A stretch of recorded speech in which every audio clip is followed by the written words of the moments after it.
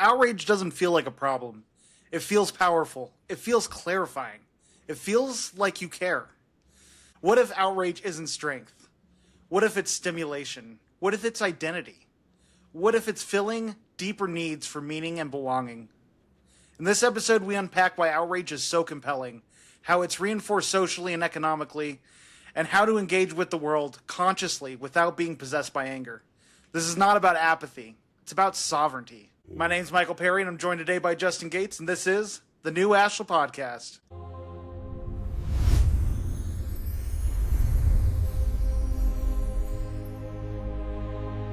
Hello and welcome to the new Ashla Podcast, where we dive into all topics philosophical, spiritual, psychological, helping you understand your life, to take the reins and gain mastery over it.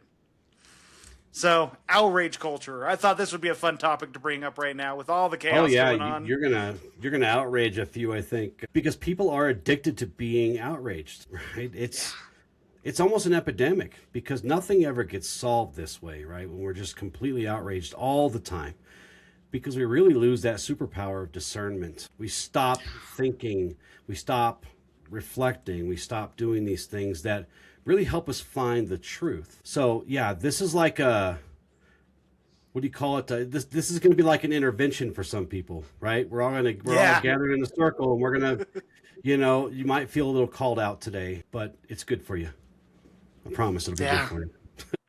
Well, it's like we live in a society today where it's so hard to just sort of keep your head above water. There's a lot of powerlessness out there in the feeling, especially when we don't have community and we're isolated away from the world, that, getting involved in a lot of this stuff and feeling that outrage is something that makes us feel like we have power, like we do have control somewhere. When in the end, we have no control over anything when it comes to this stuff. Well, it's not the stuff that comes in, right? We talked about this on the show, one of our last couple of shows, how to stay connected without losing your mind. This ties right into that because that's where a lot of this outrage comes from, right? Because we get completely overwhelmed, completely overstimulated, and just exhausted. And so we go to the easy road, right? We just say, I'm going to automatically be mad because it's this person or that person. And this spans all topics, all sides, right? Yeah. Religious, spiritual, philosophical sometimes, political for sure. So, but the tension is really high, and it has been for a while, right? But the problem with outrage, right, is that it doesn't feel like a problem to us, does it? No. It feels valid. It feels justified. Mm-hmm. What's something I've always taught you, and I always remind you, and I always remind myself, the more we have to justify the things that we say and the things that we do, probably heading down kind of the wrong side road, right? The goal is to be impeccable with our word, be impeccable with our thoughts and our actions, so that we don't have to justify anything. Well, and I think, again, sort of the isolation aspect when it comes to it, when we get into these outrage modes, it gives us this feeling of belonging, this feeling of victimization. Victimization is one of the most insidious and powerful drugs we could incorporate into our lives because it allows us to remove the power from ourselves and say, this is what's responsible for our misery. Right. And in turn, find like-minded people who feel that sense of shared misery. Yeah, misery loves company. There's a reason that's a really old popular saying, right? And as we talk about lots on the show, the things that trick us into thinking that things are clear, we start following these illusions, right? Like for this, it's like, oh man, I finally see what's wrong with the world. I finally see what's wrong with everyone else that I don't like. And this is where I stand, right? Because you feel like you really care, even though you've lost compassion for a whole swath of people. But the question I would ask you, what if this outrage isn't actually strength? Well, I don't think it is. I think it's a false sense of security, not security, a false sense of strength. An outlet almost. It's definitely stimulation, right? It's us making the best of all this information that's coming at us, and then we finally just go on autopilot and we say, yep, if my homies are mad, then I'm mad, right? We just kind of fall into that because We have this very human need to want to need to belong. And we have this very human desire to feel certain, right, about things. But we also have this very human need to feel like what we do and what we say and what we believe is significant, that it contributes to this greater thing, right? Because outrage gives us this illusion for all of that, doesn't it? Instantly, too. That's the thing. Like, it does it instantly for us. Yeah. I think you really hit a good point there. We like our instant ramen, man. We do. It's not very good. It's not very good for us, but boy, it does hit the spot. Minimal effort. Well, and I think it comes back to your original point about discernment, because that's really a big part of this. Is one, if we can be valid in our opinions, if we can feel on our high horse of we are championing the perfect good cause, right, it can allow us to alleviate so much pressure of discernment, of looking at the details, the facts, both sides of the argument. Right. Yeah. And we fall into these echo chambers. And sometimes those echo chambers are even in our own minds. We're a one-man echo chamber, right? But I want you to look around. And we talked about this in the show that you did about being informed without losing our minds. And we discussed there, and it kind of ties into here, that people are not just informed. In fact, they're barely informed because they've now gone onto autopilot, right? They're really overstimulated. There's this constant input and constant reaction and constant emotional spikes up and down, up and down. And what this creates is what? Just this super bad exhaustion, not just physically, but mentally and spiritually. Well, and it doesn't help when we have all these algorithms that are using us as how can we keep people engaged, and it's constantly throwing these emotional flares that will take us from happy to angry to sad and right back around. Right. It's addictive. Well, and it also doesn't help that tension is super high, right? We've gone about 10 or 12 years of being separated from each other, not just politically, but socially and religiously and spiritually in a lot of ways. So tension is an all-time high, and that division is amplified by those things you just said. But the problem here is that outrage and your intensity is now being rewarded, isn't it? Well, I mean, it's like, from the social side, we have other people who are just as outraged as you. You feel a sense of belonging. You have that validation when you see the next newsreel that the algorithm feeds you, being like, yeah, I know I'm right. There's all these different things. Yeah. It builds tribes. It separates us into tribes. Tribes that sometimes will turn on each other and eat each other, right? We see it. We see it all the time. Every time there's an election cycle, people will start eating each other, metaphorically, of course. I hope not, actually. But there is this, and again, it's very tribal because it creates a sense of belonging for people through shared hatred or through shared opposition, right? But there's a cost to this, isn't there? Very much so. We become more judgmental and less curious. Even the best of us. There is no more nuance in anything. We're not diving into anything anymore because reaction replaces reflection, doesn't it? Well, and it feeds that inner noise, that inner validation, and we end up chasing that over any type of truth. Yeah, and when this stuff happens, how much engaged are we with reality at that point? Right? We kind of lose Hardly the plot, at all. right? Yeah, we lose the plot, man. We go right into these illusions that we're running on autopilot. Because we're not actually reacting to reality in many cases. We're reacting to a version of it, right?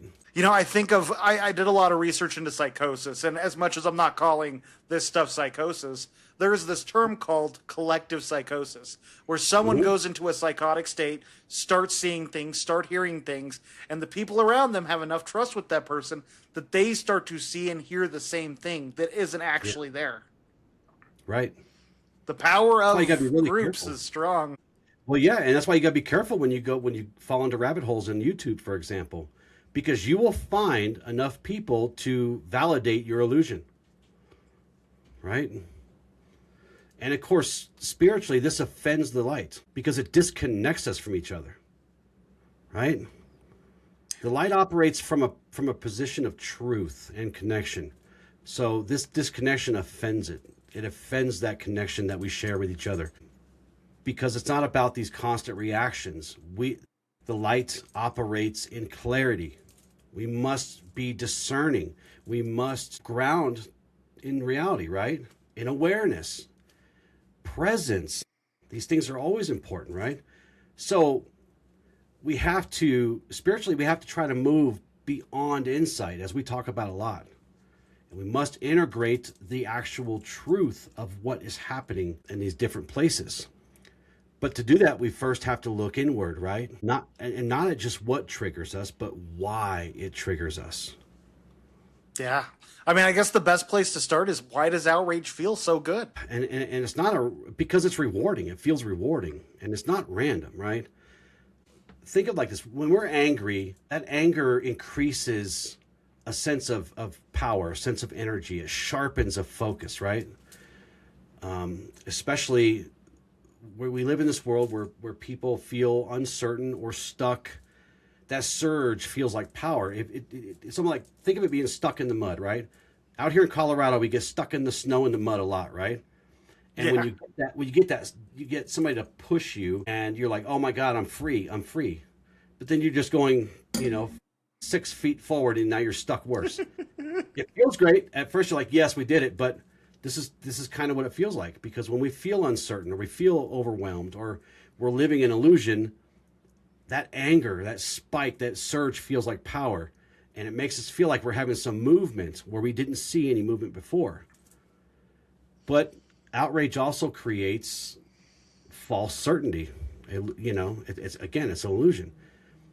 Outrage also creates this, we'll call it a false sense of security, because it tricks us into thinking that reality is becoming more simplified into black and white states, right? Right and wrong. We're going to talk about kind of right and wrong and good and evil in a show after this that will probably upset a lot of people too. But this kind of leans into that, because a lot of that's illusionary, right? But it reduces things and makes it feel simple. And that feels like clarity. But really, it's just more intensity. Because what does our mind do? It settles because it doesn't have to wrestle with the complexity and the layers of all this stuff happening. And the stuff is complex, right? So this is where the illusion kind of hits us. And this is why it feels good, because it removes that sense of reality and puts us in an illusion that, oh, this isn't complex. It is us versus them, right? Good versus evil, or right versus wrong. That's why it feels good. Well, and I think you really touched on it. I mean, there is nothing more powerful than moral certainty. When we know that something is wrong, we don't need to look at all the layers to know inequality or unfairness. Right. But without looking at all the paradigms that exist that have created that, or that are upholding it now, we end up removing the ability to make real change, and instead champion different things that can... That ambiguity is what allows us to look at it from all the different angles, because nothing is ever as simple as we want it to be. From the factors economically to the factors going on within different cultures around us. It's hard to have a full picture with the simple maps we have, because we as people like to simplify things to our most basic understanding of how the world works. And unfortunately, most people do not share our maps, especially our personalities, and we project our personalities on everyone. We think everyone has the same drive, the same morality, the same care, and especially when it comes to the people we group into our select groups, because we'll see the other group as the opposite of us, which is also dangerous. I was having a conversation with a dear friend the other day, and we were talking about the dangers of this black and white thinking, this good versus evil thinking, this right versus wrong thinking, because we all have this need to feel like we need to be right at all costs sometimes, right? Which is a problem. When we think in those terms, it gives us a place to stand. It gives us a position, something we can stand on. And we feel like we know who we are and where we belong when we allow this to take over, right? And it almost feels like it's grounding, but it's the opposite of that, right? You're more like buried at that point. You're not just touching the grass, you are under the grass in a way, because you're now cutting yourself off from reality. literally. And outrage organizes our inner world quickly because it does what, Michael? It gives us a villain. It gives us a narrative. It gives us a purpose and a role to play. Exactly. But the problem is you're not just observing life. You're not interacting and observing and participating. You feel like you're part of something that you weren't before, even if it's not real. And I said to this person, do you know how I know that the world, the universe, human beings, at every level of creation is nothing's black and white? Nothing's black and white morally. Nothing's black and white psychologically or otherwise, spiritually, or in any form. You know how I know? How do you know? Grace. The fact that grace exists means that everything is gray. There is room to grow and fall, to forgive, to be forgiven, right? That eliminates these hard line thinking. Grace, right? If grace didn't exist, then yes, it would be this or that. Free will requires grace in this universe. And the fact that grace exists, even for one person, that means that this is not black and white. This is a very, very complex and gray existence, creation. That's a beautiful way to break it down, because there is truth in that. There is the humility of understanding the flawedness of some things, yet still the perfection that lays there with that. Right. You know, it's like when we look at politics, you have left and right? They both have amazing perspectives and offer their own slew of approaches to make things better. And when we go away from trying to be, like you said, trying to be right, trying to villainize the other side, we can have conversations that can truly create difference, can create change. But the issue is we've lost touch with that. And now it's more about just who has the loud. It's a battle of wills instead of a battle of opinions, or not a battle of opinions, a debate, a discussion. Right. Which is just, we're just throwing judgments at each other at this point. You know, when I hear people say something that kind of makes me go, you know, like it doesn't offend me, but it kind of like, really? My first reaction is to try to explore that further, right? To make sure I'm not locked into a hardened position or a hardened mindset, right? Because, again, we're human. It happens to all of us. Nobody likes to be wrong. I don't like to be wrong, but I will encourage I'll always encourage you and everyone out there to always check me on things, right? Because I just try not to be hardened. I'm not trying not to fall into this black and white thinking, because it's not true. That's not what creation is. Creation is complex. Creation is not black and white. It sure as hell ain't black and white morally, right? Well, how are you supposed to grow if you're not able to admit you're wrong? Yeah, right. How are you supposed to get knowledge if you don't uncover your ignorance, right? Ignorance is a doorway to wisdom. Because you have to be able to accept when you don't know something or when you're wrong about something. That begins the journey towards wisdom, if you're curious. But if you're just hardened, if your minds are just hardened and your judgments and you have lots of opinions, you will not budge. You'll feel like you are, but you're not moving, I promise. Exactly. I know one thing I do is I have a lot of people who are different in their political opinions, and if they tell me something that it's like, hold up, like that's an important piece of information, I'll have them send me their sources. I will look over it. I'll vet it, and I will gain my own perspective from it. But I love when people can send me information that's contrary to my own understanding. Right. It gives me a better picture. Now, let's not get this messed up, though. There are some things in this world that we must be outraged over. Right? Right? I can think of a few off the top of my head. Sex trafficking, child abuse in all of its forms. We should all be outraged about that, right? I mean, so we're not saying that everything is morally gray here, right? I think you and I agree on that.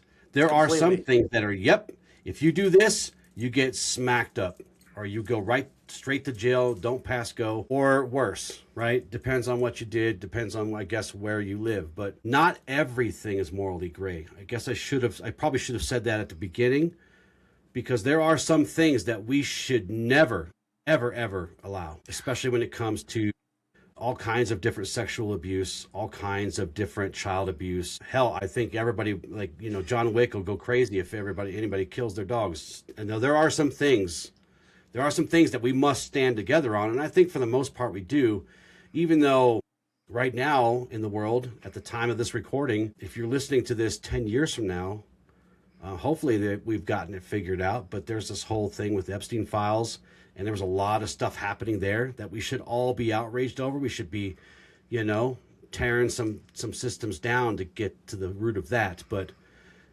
I just wanted to kind of make that distinction. There are some things. No, I think it's important you added that in there. Yeah. Right. And I should have done it earlier, because I'm thinking, creation is complex and it's morally gray, but not for everything, right? Not for everything, because again, we're trying to align with what's true. And when you're hurting, when you're outright hurting people in those ways, you should not get much grace. Although I'm a human, so I probably won't give you much grace in those areas, right? Yeah. Just probably do something stupid, but yeah. So I just had to throw that out there, because we do. There are things in this world that crosses political lines, spiritual lines, religious lines, where the vast majority of human beings on this planet, all 8 something billion of them, would probably agree, yep, that's wrong. Let's get that dude, right? Let's grab him up. Right? To the meat grinder he goes. Exactly. We need more of that in some situations. Yeah. Well, I guess it depends on who's involved, right? We're seeing that with we're seeing that with the Epstein file stuff. It seems like they're moving no riots really there. slow. Well, yeah, and we're not seeing much movement on it. I think because our leaders, too many of them, are involved in one way or the other, and they're afraid that it's going to collapse society. But you know what? F it, man. If we have to change everything we do about society, and this is a total side point that I've gone off of, but if we have to redo the way society works to correct that, sign me up, because we cannot allow that stuff to happen, right? Anyways, especially with all the crazy stuff, like we're talking about people eating babies and stuff, and I don't know what, there's just so much. There's just so much, dude. And yeah, there is a line we must draw in the sand on some things. No, that was an important point. Well, let's dive into sort of the incentive structure. I'm off the soapbox for now until Michael gets on another soapbox. I'll tell you what, this could be a 3-hour podcast if we ain't careful. Yeah, I guess it could be. So let's talk about the incentives of getting involved in outrage culture. What are the reasons we are so incentivized to do this? Because it's not necessarily we choose it. It's not like, oh, that seems like a fun thing to do. There's a certain draw from this type of culture. And we don't even know we're in the culture. We're just constantly being triggered and being outraged and flipping out, right? Just by hearing a name or hearing whatever. It's kind of difficult to say, to give kind of a blanket statement or a blanket cure or a blanket cause for this stuff, because this stuff isn't just emotional. It's emotions on Mountain Dew, right? It's just you're just so amped up emotionally. And even for the best of us who have good control and good management over ourselves, our emotions and things, like I said, man, this can touch all of us for the stuff we should be outraged for, but also for the stuff that we really should dive into better. But the incentive is it captures attention. And attention is what, Michael, in this world? Attention's profit. It's currency, right? Yeah, it's currency. And that emotional intensity drives engagement and makes the algorithms happy and makes the newsrooms happy, makes the rage-baiting social media people happy, right? Because it drives the clicks. Clicks drives the money. So the system is kind of rigged, right, toward reaction. Yeah, one of my favorite quotes is if you have a free product, you are the product. Yeah. I'm a product. This podcast is free. Wait a minute. Wait, you guys don't make them privy to it. Paid? Wait a minute, you guys are getting paid? No, we're minus money in the bank each episode. Yeah. So if you guys really feel like you should feel sorry for us, maybe donate some stuff to help us pay for some of these things, right? But but no, we've said before we could dive right into this deep pool of monetization by changing the things that we talk about. Certainly not speaking out against this outrage stuff. Definitely will not get us a lot of movement probably through the algorithms, right? No. Because platforms do not optimize shows like ours because we come from a place of truth. They don't optimize. They're not optimized for truth or nuance. They're optimizing for attention. And the quickest way to that is outrage, and to create outrage, and to create separation, and to create villains and false heroes, and right. So because it is fast, it's immediate, it's shareable, and it spreads like a wildfire across the landscape because it triggers a response. What a lot of things we talked about here. This is what incentivizes these media companies to produce this content. But there's incentive for you, the listener. When you are diving into this type of content, you feel empowered. You feel this like you have some kind of input with the world. You see other people suffering alongside you, and it adds to that validation. There is nothing more powerful than validation when it comes to searching for content, because when we can have our beliefs and our opinions validated and justified, it's euphoric. Yeah. Yeah. Right. And this kind of behavior, and with help of the algorithms and all the talking heads out there, this creates a loop that becomes a profit loop. We get stuck in the loop. The more outrage that's expressed, the more it gets rewarded, right? The more it gets rewarded, the more it's reinforced. So this just goes on and on and on. But the problem is it makes things start to feel normal. The illusion starts to replace reality for most of us at that point. But the problem is, psychologically, this keeps us in a state of activation, right? Is that any And good we for end us? up getting comfortable with it. We like feeling outraged. That's one of the big things with this addictive cycle. It becomes more and more something that draws us in because we want that nervous system boost. We want that energy. We want that power. Right. Yeah. And spiritually, it just keeps pulling us further from that stillness, from that peace. Because we're no longer observing and reflecting. We are just reacting. But we're not reacting because we said so, right? We're reacting because somebody pulled a string somewhere, like a puppet. Just get pulled this way and get pulled that way. Even though we stand on the pulpit and we say, I'm free. I'm in charge of me. Not if you're doing this. Not if you're reacting every time Dan Rathers says something on the news. I don't even know if that guy's still around. That probably made me look really old, because I haven't watched the news. Yeah, I don't even know who that is. So. Oh my God, he's like one of the most famous news anchors ever. So it's been a long time since I've watched the news, Michael. I had checked out of that industry a long time ago. Hopefully by the end of this episode, you do too. No. Maybe, yeah.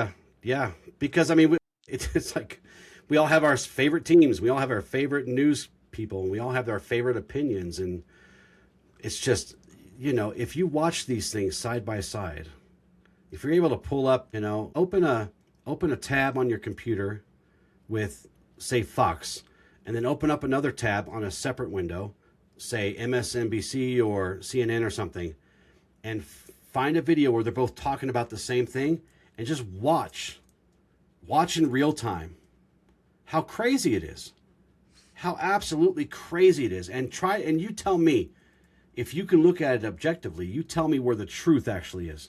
Because neither one of those networks are probably telling you any truth. Maybe a tiny bit. So, Dan Rathers, Heather, our Google expert, Heather said she found he's 94 years old and he's still working, man. Jesus. See, that's what it looks like when you find your purpose. Yeah, that's good for him. But here's the doorway from inside into integration here, right? Because now we can understand how these things are opposing us against ourselves and against others. We can now start to change our relationship to it, right? We can really understand, and I love the exercise you picked for this this episode today. You'll get to it later, because right here is where that exercise, once you guys hear it, at this point, that's where you're going to want to integrate it, because you start to see that not everything that provokes you deserves your energy, right? Perfectly said. Not everything is meant for you, or meant for your reaction, or is worthy of you, or worthy of your reaction. It's crazy the energy you'll free up the more you start to distance yourself from it. Yeah, dude. Yeah. I stopped watching the news a long time ago. I mean, I'm talking like a long time ago, probably 10 years ago. I stopped watching the news. Maybe even more than that. During President Obama's second term, I stopped watching the news because it just became unwatchable for me. I'm like, what is going on here? Right? So, yeah. And I knew they were all lying to me. They're all lying to me. And I'm not trying to sound like a conspiracy theorist, but if you think I'm a conspiracy theorist because I say these guys and these guys are both lying to me, then so be it. I'm happy to be that. Because trust me, they are. They are. Somewhere between the two, you'll find the truth. Somewhere in the middle there, right? Yeah. Well, it's like you said. I mean, ironically, it was around that period is when I lost trust with the news networks, at least. And it was like my mom was watching Fox News, and they were talking about how, what was it, McCain, whoever was running against Obama at the time. Yeah, that was the first one. That was the first. Oh, okay. One. Yeah, Romney then. Yep, Romney was second term. Yeah. Yep. And it's like Romney's helping with the disaster relief. He's here, and Obama's nowhere to be seen. And then you turn to the Democratic news, like Obama's here helping with the disaster relief, and McCain's nowhere, or Romney's nowhere to be seen. And it's like, yeah, right. And neither one of those things were true in some sense. They were just lying about each other because they know. And I won't say they know we're stupid enough to fall for it, but we are apathetic enough to just allow ourselves to go into this automatic cycle of how we're going to react to stuff, which brings us to the next segment, right? The dangers of this groupthink, the dangers of these echo chambers. Oh, and it's so bad. I mean, once we get stuck in it too, it's so hard to leave because it becomes your network. It becomes the people you spend the most time with. Yeah. You know, any type of challenging the group beliefs, it feels like betrayal. Yeah. Yeah, we literally see them eat each other, man. It's like, oh, you're not left enough? Oh, well, we're going to eat you. Or if you're not right enough, we're going to eat you there too, right? They do, and it's crazy. It is crazy. Because then what happens, Michael? You see this other guy that has some of the same, pretty much the same kind of views that you do, getting eaten by the group, right? Are you going to start questioning anything about what your quote unquote side says? Are you going to feel safe to challenge ideals? Are you going to feel safe to challenge somebody's character? Right? No. Like we said earlier, it becomes your identity. Yes. Because that's what's safest. Yes. Because in this groupthink, complexity, the truth of the universe becomes something to avoid at all costs. I'm not going to dare step out of line, right? And of course, this murders curiosity. One of our superpowers, and we just have to go along. This is what's got me in trouble over the last 20-something years in many of the communities that I have taken root in and taught in and belong to, because I will not allow my curiosity to be replaced with reaction. If I see something going sideways, I'm going to say something. I'm going to do something. Right? Yeah, that's the right thing to do. I would rather be a solo practitioner of everything if it meant upholding my character and my integrity. There are some things I will not compromise on, because guess what? I'm wrong. You're wrong. Everybody at some point is wrong about something, but if they cannot be called out on it, or they can't feel like they can self-correct, that creates a big problem, right? Well, and again, that's the big issue with these echo chambers. It becomes so hard to challenge any of the beliefs, any of the group's ideals, because the minute you bring up anything that is contrary to that system, that could be threatening to it, you then become the threat. Right. And the people that you used to break bread with, are now labeled you a mortal enemy, right? Cast out. And what I find ironic is a lot of people who claim, and I'm not going to say that atheists and religious people are good or bad or whatever, but a lot of self-proclaimed atheists and religious people, and again, they get split up into different sides, left and right, right? There typically aren't a lot of atheists that I've ever seen, or self-proclaimed atheists on the right side of politics. They're usually on the left side, right? But what you start to see is that they start doing the same things to each other. So in other words, my point here is, people will complain that the church will excommunicate people, right? But politically, they'll excommunicate each other too and throw them out into the wild. So the same abuses are happening on all sides based on, for one, if you don't believe this, then you're less than, or two, if you speak out against what the group says, then you're out too. And of course, you're naturally going to want to protect your place in the group, right? Instead of taking that leap of courage and being curious and seeking truth. When we do this, we fall out of alignment, not just up in here, but here too, in our heart, right? Our path teaches us to be explorers of truth, not blindly agreeing to everything Justin says or everything anybody else says, checking things, seeking truth. That's how we find alignment. Yeah. Another important part of our path, too, that teaches us that this very much contradicts, and this might be something controversial for people, is it removes authenticity. It removes the ability to discover our own true values, our own inner person. Because the more we try to blend in with an environment, the more we're going to fade out. That's just how it works. Every time. Every single time. Presence over perfection. Authenticity over performance, right? Every time. We don't always get that right. But if we keep working on it, we will. If we break free from this group mentality, right? Everything I've ever taught you, and even when I set out to lay the founding documents of our temple, I took great care, did I not, in making sure that it was all about growing the philosophy, growing the teachings, not just getting stuck when Justin dies, the teachings stop. No, you got to pick up the ball and run with it, right? Yeah. Even it's a living, breathing thing. Even if that takes you far away from what I left you with, right?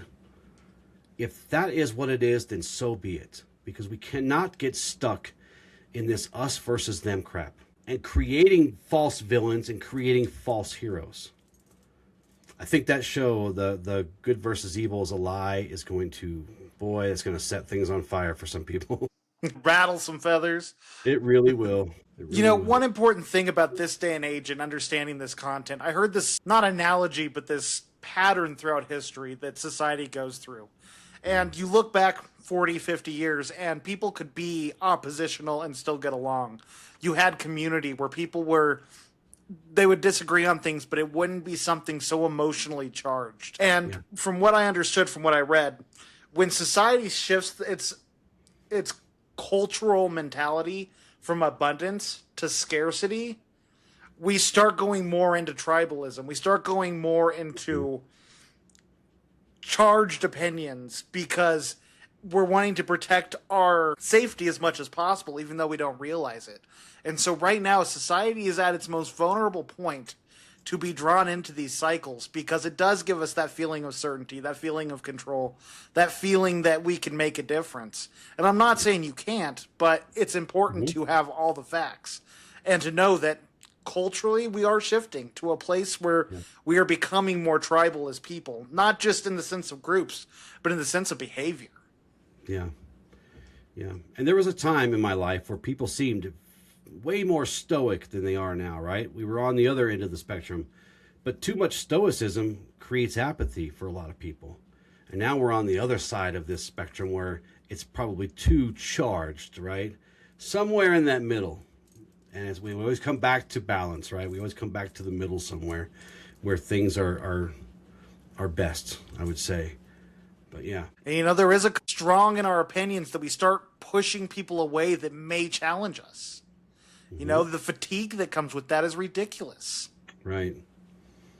Yeah, and emotionally speaking, like I just said, there seems to be this range from super stoic to super freaked out, right? I don't know, dysregulated maybe is a better word. Anxious, right? But if we allow this to operate with us, we allow ourselves to be outraged whenever somebody pushes a button, that range begins to shrink, and we no longer get to control where on that range we are, right? So for example, if outrage is dominant within us, everything gets filtered through that, right? There is more discernment. There is no more, okay, I can pause and reflect on this before I decide to act, right? And these subtle emotions like compassion and curiosity and understanding, they don't necessarily disappear, but they're on the part of the scale that we can't access right now because we're just getting outraged, because everything's getting filtered, as you would say, colored through that lens. Yeah. So, and when that happens, empathy is reduced. We have trouble connecting with our opposition, our villains or whatever, because our mind is focused on judgment and your opinions about the other side, your opinions about the bad guys, right? None of that those are just judgments, and we lose connection through that. Yeah. I mean, it puts a major strain on relationships with anyone who has opposing beliefs. We start having this polarized thinking where it is either good or bad. There is no in between. Mm-hmm. And it's not that anger is wrong. It's identifying with the anger that's destabilizing. Yeah. Well, and outrage goes well beyond anger, right? Like you're maybe not just metaphorically, but there's a bloodlust there. It seems like people really, really, really get enraged, and you can't maintain that for very long and it'd be healthy, right? You just can't. No. You're constantly under stress. You're constantly under pressure, and something has to give. Something inside you will break, physically or mentally. And speaking of mentally, when you sit in this state, thinking becomes rigid, right? You just will always keep defaulting to extremes, because outrage, again, it simplifies. It makes us feel like, it gives us the illusion that everything is simple now, everything into right and wrong, black and white. Because when we look at the truth, the complexity of things, that doesn't feel good. Because now we have to reflect, and now we have to disengage from our anger and our outrage in order to do that, right? So we just avoid it. But yeah, I mean, anger is not always a bad thing. Some things deserve our anger, right? I mean, if someone violates a boundary that I have, and they've been warned, and then the turrets come up and fires a warning shot at them, right? And then they still encroach. Well, now I'm angry, and you're going to understand that you messed up. But I need to quickly come back from that once the problem has been taken care of, right? Yeah. I mean, I think the difference here is you have anger and then you have hostility. Which one are you feeling? How do you feel around people who are different than you? Do you feel anger when they speak against the things you believe, or do you feel hostile? And I'm not talking about your actions. Most of us are good at keeping a lid on it. But do you see red? Well, and spiritually, there is a huge cost here spiritually. And this is something that the way of Ashla seeks to combat within us, right? Because we need to be aligned as best as we can. And again, this isn't because anger is wrong, but when we identify that with that for extended periods of time, it fragments our awareness. It fragments us into pieces. We lose integrity, right? The light operates through clarity and presence and coherence. And outrage, when it becomes a state of being, outrage does, it disrupts everything, all of those. Because it does what? It narrows our perception, right? Like you said, we don't see things fully. We're not able to investigate because we're seeing things selectively. We see only what confirms our reaction and our illusion, not the truth. And this creates distortion, of course. And what does distortion do? It separates us from the truth, from clarity. And it anchors us in reaction instead of awareness. We should always want to be aware, right? Not reactive, responsive, aware. You're no longer, at this point, you're no longer observing your experience. You're being moved by forces outside of yourself. And that what, Michael? You lose your sovereignty, right? Yeah. Nothing's I remember changed. reading in a book that it's like when it comes to in the past crazy leaders we've had, there's nothing more easy to people are so easy to manipulate if you can get them emotionally. Mm-hmm. Yeah. Emotions are powerful. They are. And they're a powerful motivator for things. Especially when you throw in a dash of fear. Right? Or you start using that manipulation to mess with people's basic needs, like housing and food and right, all this stuff. Right? It's really easy to get people to do what you want them to do. But the worst part of this is that this state of being reinforces separation, which again offends creation. Because we're all created from the same stuff. We're all made of stardust, man. We're all made of the same things, right? You don't have to go deep into the human body to know that no matter what you look like on the outside, we all have the same stuff inside, right? Yeah. It looks exactly the same. I would almost be bold enough to say we all want the same thing too. Well, yes, because we're all driven by human needs and human desires that are hardwired into us. And spiritually, the deeper movement is always toward connection, right? Toward understanding, toward integrity and wholeness. Outrage requires division. It depends on it. It feeds off of it. And it requires the other to exist. The bad guy, the villain, whatever. Right? And this just strengthens the illusion that you are separate. And we're not. I don't care what you say. We're not. We are connected. From the moment this universe was created or began existing, however you want to, whatever camp you want to come from, we were connected because we all come from the same stuff. Right? Well, I think this creates the perfect pivot because we've talked a lot about outrage culture, why it's bad, what it does. But outrage, there's a reason it's something so addictive. It's because it's filling a need. Outrage is filling a need that we need to find new avenues for to start replacing it with something healthier. You know, community. I think that's one of the biggest ones we've been driving home today. And it's building something tangible, something locally, something you can be involved in and actually feel like you're making a difference. Yeah. And in everything we say and teach and encourage here, suppression is not the answer. We're not asking you to suppress your outrage or your anger or anything, right? The answer is always to meet that need consciously, right? Because at our cores, we're all looking for meaning and we're all looking for direction and connection. Whether you say you want to be connected or not, you are pulling that way. Outrage gives us a fast version of that need, a fast fix, right? But as we've discussed today, it's shallow and it's not stable at all. It's a house built on sand, right? Real stability comes from what you build, what you respond to, what you choose, not just, and definitely not the things you react to. So we have to, as you said, we have to deepen our engagements with things that are tangible, right? Well, I think you said it best. I mean, it's not trying to suppress this outrage, but it is stopping feeding it. Because that's what we're doing constantly. We're constantly engaging with this content. We're adding fuel to that fire and keeping it burning. And it doesn't mean to repress your feelings, to oppress your opinions, but it does mean to separate yourself and create distance.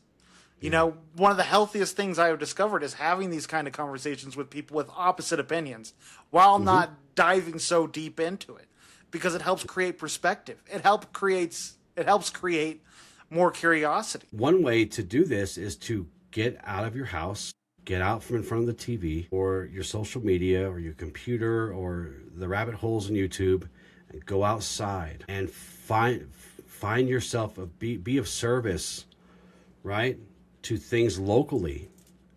Because if you're outraged by this, then put your money where your mouth is, Michael. Go out there and work. Go out there and serve, right? That helps ground us and bring us back into reality, right? Yeah, volunteer work is one of the most fulfilling things I've ever discovered. It helps so much when you know you're paying for it, helping better other people's lives and seeing it happen in real time. It is so empowering. Yeah. And what this does, this helps create meaning, conscious meaning, because we are engaging with that something that's tangible, right? When you serve, you're investing your time and energy into something that produces growth that you can see in reality. And it really does help you shift from this reaction to actually steering the ship of your emotions and of your mind and of your body, right? You're no longer defined by what you oppose. You are defined by what you are contributing to whatever cause it is that you feel strongly about, right? You'll find that you'll have less time to just sit around and be outraged all the time because you'll be busy doing, right, Michael? You'll be busy putting that energy into something that you can see in reality, whether it's moving forward or not. Yeah, I mean, again, the bandwidth you would free up, depending on how deep you are in the rabbit hole, is phenomenal. And you can take that energy. You can invest it in relationships. You can invest it in self-mastery. You can invest it in our coaching program on newashla.com. Yeah. But it's constantly creating instead of reacting. It is building that sovereignty instead of diving into helplessness or into victimization. It is taking charge of your life and the things within your power instead of suffocating on the woes of the world, which we were not built to handle. Yeah.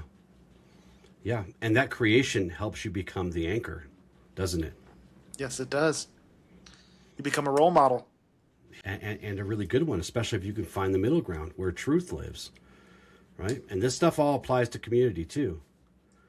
Healthy community is not built on shared opposition, is it? It is built on shared values and shared growth and definitely shared effort. Because what we see here, instead of all this muck, we start seeing people move together in a direction together, not just reacting to the things they dislike. They're actually creating things for one another, right? They're serving one another. And this creates space for dialogue because you're not seeing the people that are working beside you. You're not just seeing them as a thing. You're seeing them as a person. This is where this starts getting crazy. There was a book that you recommended to me, and I finally got around to listening to it. And they talk about this. We get stuck at looking at people as things. Do you remember the book I'm talking about? Let me see. My mind went all hopeful to Way of Kings, and I realized that is not the book we are talking about. No. This was a learning book. And in real time, I'm gonna find this for you guys because The Anatomy of Peace. Do you remember that book? Yeah. The Anatomy of that's a good Peace. one. It's a great book. You guys should listen to that literally after you listen to this show. The Anatomy of Peace is a good resource to listen to after a conversation like this because they really dive into it. Because you have I don't want to say he's a Palestinian Muslim, but he's a Muslim, and there's a Jewish man who were literally in opposition to each other in wartime, and they both lost people. But they found a way to find peace because they stopped looking at each other like things. They started to see the humanity back there. So that's really, at the end of the day, we need to get ourselves to the point where we stop looking at people as things, right?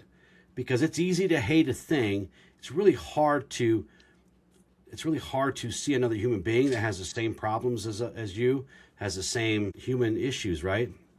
So, yeah, The Anatomy of Peace. It's by I don't have my glasses on. I can't read that. So just look for The Anatomy of Peace. It's on Audible. There's probably a print version. I can't think of it off the top of my head. Yeah, but yeah, within the community building, when we start looking at each other as humans, it gets easier for us to open that space for dialogue, right? To open that space for differences, and that's where we start to really come back together and connect. You know, again, back to conversations. Having people who have different viewpoints than us is one of the most expansive ways to live life. When truth matters more than feelings, curiosity will matter more than ego. Yeah. If we talk to listen and not to say the wait for our next turn to talk. Yeah, because most conversations break down because people are not trying to listen or to even understand, right? They're already creating ways to defend or correct somebody or win, right? I got to win. I got to win this. Even if it's not true, I got to win this. And the moment that happens, that exchange is no longer about truth. It's about identity, right? So really, the shift is so simple, right? It's very simple. This shift is very simple. Not easy, but simple. Like, for example, we can ask questions before we state opinions. If you're like Justin, you avoid giving opinions at all costs anyway. I do still give some. They slip out, Michael, every once in a while. They'll slip out when I'm not paying attention. We've gotten like 5 over the last 100 episodes.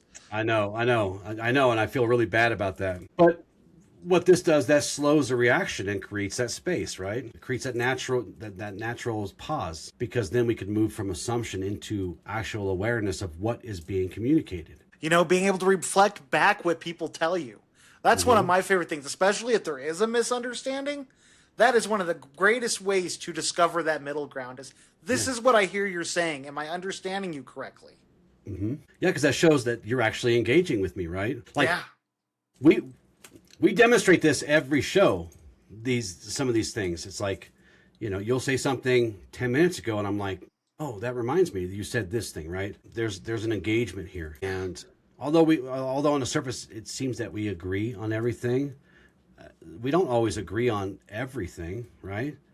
You're a more psychologically minded man. I'm a more spiritually minded man. And sometimes we got to struggle to find that bridge. There's always a bridge, but sometimes we struggle with that, right? We do good back and forth. We got to dig deeper to find where that land bridge is between the two. But yeah, reflecting back shows that you give a shit about the conversation, right?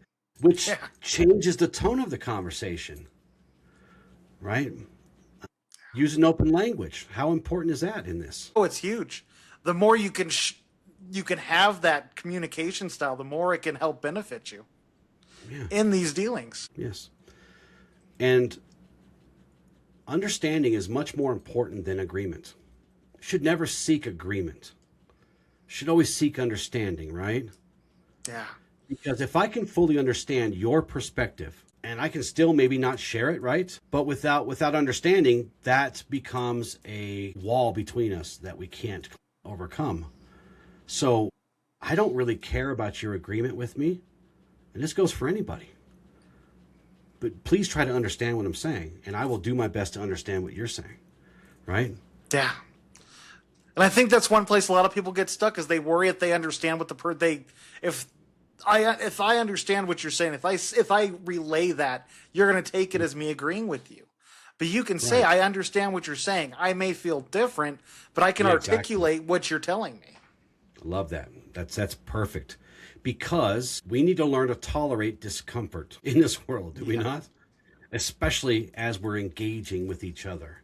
We must, maybe not the most important thing, but it's very important that we learn to tolerate our own discomfort and not allow ourselves to escalate that. That's where growth happens, right? We are forged by heat and pressure, right? Yeah. What happens if you avoid discomfort at all costs? It bottles up until it explodes, and then all of a sudden, you're reactive to anything that hits that discomfort. Right, and you lose the opportunity for clarity, right? Communicating this way also helps our body, doesn't it? It helps us find a better baseline for our nervous system, right? And our emotional states. You know, one thing that I'm really big at, and this is something I try to practice, is find someone in your life you disagree with, someone you trust and disagree with, and work on this communication. That activation in the body, that trigger, is one of the greatest blessings you can get. And in a situation where you're with someone you trust, you can say, hey, I need to take a break. You can allow yourself to feel it come up and not react. You can learn how to sit with that emotion and still keep your cognitive mind functioning instead of it shutting down into your trauma responses. Yeah. This must have been a really good show, because that's the first time I drank any of my tea today, man. I forgot it existed over there. And of course, spiritually, this is how we align with ourselves, with the greater universe. because we're not defending our ego, right? We're simply seeking truth. And it's important for people to understand that curiosity is not surrender. It is actually true strength. It's outrage is false strength. Listening intently, being a good listener, is not weakness. It's not surrendering to someone else's ideas. It is creating awareness of what's happening. And learning to be flexible, right, is not a betrayal of ourselves. It is allowing us to stay aligned when things are not simple. So, it's important. From reaction to understanding. From reaction to understanding is how we get there. Yeah. The important thing to ask yourself as you're integrating this is, before reacting, just ask, am I informed or am I inflamed? Is this conviction or am I activated? What need is this emotion meeting right now? And what would conscious engagement look like right here? Anger can be information, but it doesn't have to be your identity. Yeah. Do you have anything else you want to add before we jump into the exercises and affirmations? Yeah, so outrage is easy and it's immediate, and in this world it's rewarded. And it makes us feel certain, right? But these things are not the same as alignment. You don't need to withdraw from the world to step out of outrage. You can be in the world and not be outraged by everything. Some things, as I said, deserves our outrage, our collective outrage. But not everything that we're outraged about is actually real sometimes. So we need to become aware of how we are engaging with the ills of the world, right? Pay attention to what pulls you in. Pay attention to what pulls your strings. Notice what kinds of things you're consuming and what you repeat without investigation and what you repeat without reflection and the things that you reinforce. That is where your energy is going, by the way, right? Then make a damn decision. Not about what you believe, but about how you show up. There's a song that I love so much, and I'm embarrassed that I can't think of the band, but it's a song that's called "How Did You Love?" Right? How did you show up? How did you show up? Your riches, your knowledge, your wisdom, all that stuff matters not compared to how did you show up. So choose awareness over your reactions. Choose clarity over this false power that's we call intensity. Choose creation over opposition, right? Because you can care deeply about this world without being consumed by it. You can stand for truth without losing yourself in false conflict. And you damn sure ought to be working on how you can engage in the things that matter the most to you without being controlled by someone else or any kind of outside influence.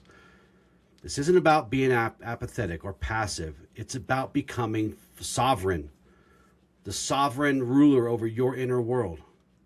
So the next time you feel that pull, what are we going to do, Michael? Pause. Right?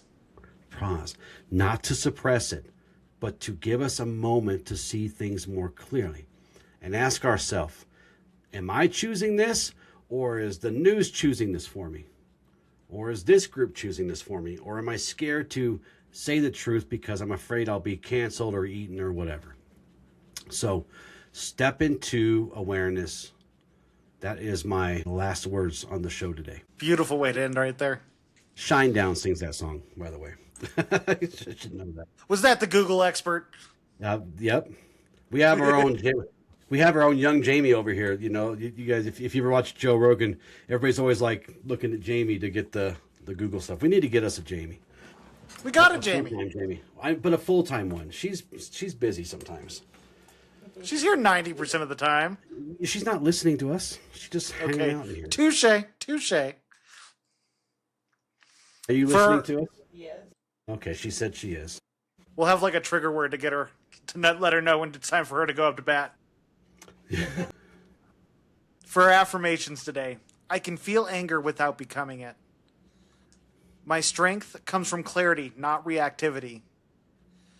Curiosity makes me stronger than certainty. I choose conviction over performance. Amen. And I do not need an enemy to have a purpose. No, you do not. I love that. Those are good ones today. Thank you. For our journaling prompts, Where in my life does outrage make me feel powerful, connected, or significant? What need might the emotion actually be meeting? And how could I meet that need in a healthier, more conscious way? And if you want to go a little deeper, what conversations or relationships have I avoided because I was more committed to being right than to understanding? I think we all could dig a little deeper there, right? Yep. I know I could. For our exercise today, the 3-minute pause. The next time you feel emotionally activated by something you read, watch, or hear, first notice the surge and name the emotion out loud or internally. Is it anger, frustration, activation? Then separate the story. Ask, what is the fact and what is my interpretation? Take some time here. Delay the expression. Wait 3 minutes before committing. Texting, responding, reposting, commenting. During those 3 minutes, take 5 slow breaths and ask, am I informed or am I inflamed? The goal is not suppression, but it is choice. Thank you so much for joining us today. Please follow us on all the different socials. Those subscriptions help us so much. So does your comments. So does your likes. Also, check out the greatest website ever, newashla.com. And check out our coaching services. We're here to help you find this self-mastery too. Anything to add at the very end, Justin? No. Thanks for being here. We love you guys. Love and gratitude. Ad lucem. Ad lucem.